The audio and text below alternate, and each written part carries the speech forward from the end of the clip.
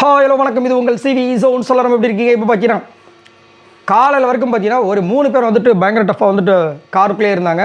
நடுவில் நிறைய சண்டைகள் வந்துச்சு. நீ இறங்க வேண்டியது, நான் இறங்க வேண்டியதுன்னு சொல்லிட்டு பயங்கரம் போயிட்டு.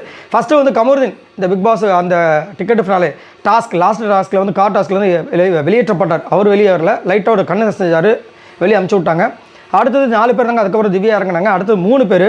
ஸோ ரொம்ப நேரமாக பார்த்தீங்கன்னா கண்ணை மூடி திறந்துட்டு இருந்தாங்க. நம்ம விஜய் பார்வதி பார்த்துட்டு இருந்தார் பிக் பாஸ். அதுக்கப்புறமா அனௌன்ஸ் பண்ணிட்டார், இந்த போட்டியிலேருந்து தூங்கின காரணத்தினால் விஜய் பார்வதி வெளியேற்றப்படுகிறார் அப்படின்ட்டு. அதுக்கப்புறம் கொஞ்ச நேரம் பார்த்தாங்க, அந்த ஸ்கோர்ஸ்லாம் கால்குலேட் பண்ணாங்க. அதுக்கப்புறம் அரோரா வந்துட்டு சுபிக்ஷா கிட்ட சொன்னாங்க. அப்புறமா இவங்களும் வந்துட்டாங்க, யார் நம்ம விக்ரம், அதுக்கப்புறம் வினோத் எல்லாமே வந்துட்டாங்க, பார்த்தாங்க. அதுக்கப்புறம் சபரியில் வந்து அந்த ஸ்கோர்லாம் பார்த்தாங்க. எப்படி இருந்தாலும் நீ முதல்ல சுபிக்ஷாக்கு முன்னாடி இறங்கினாலும் சரி, நீ தான் வந்து டிக்கெட் ஃபினாலில் வின்னராக வரப்போகிற அப்படின்னு விஷயங்கள் சொன்னாங்க. அதுக்கப்புறம் வந்து சரி ஓகே, ஒன்றும் பிரச்சனை இல்லைன்னு சொல்லிட்டு அரோரா இறங்கிட்டாங்க. அடுத்தது பார்த்தீங்கன்னா நம்ம சுபிக்ஷா இறங்கி இந்த பர்டிகுலர் டாஸ்கில் கிட்டத்தட்ட 9 பாயிண்ட்ஸ் ப்ளஸ் 3 பாயிண்ட்டு. ஸோ கிட்டத்தட்ட வந்துட்டு 12 பாயிண்ட் வின் பண்ணி நம்ம சுபிக்ஷா ஃபஸ்ட்டு பிளேஸு.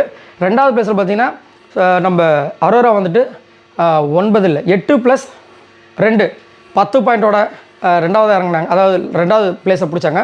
விஜய் பார்வதி 7 + 1 8 பாயிண்டோட 3வது பிளேஸ் வந்து பிடிச்சாங்க. ஸோ இறங்கினவுடனே உள்ளே போகிறாங்க. பார்த்தோன்னு பார்த்தா சாண்ட்ரா அப்படியே அப்படியே அவங்க ஒரு மாதிரி பார்த்துட்டு போனாங்க. இவங்க ஒரு மாதிரி பார்க்குறாங்க.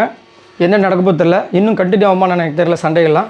ஸோ இதை பற்றி உங்களோட கருத்துக்களை சொல்லுங்கள். பாய் நண்பர்களே.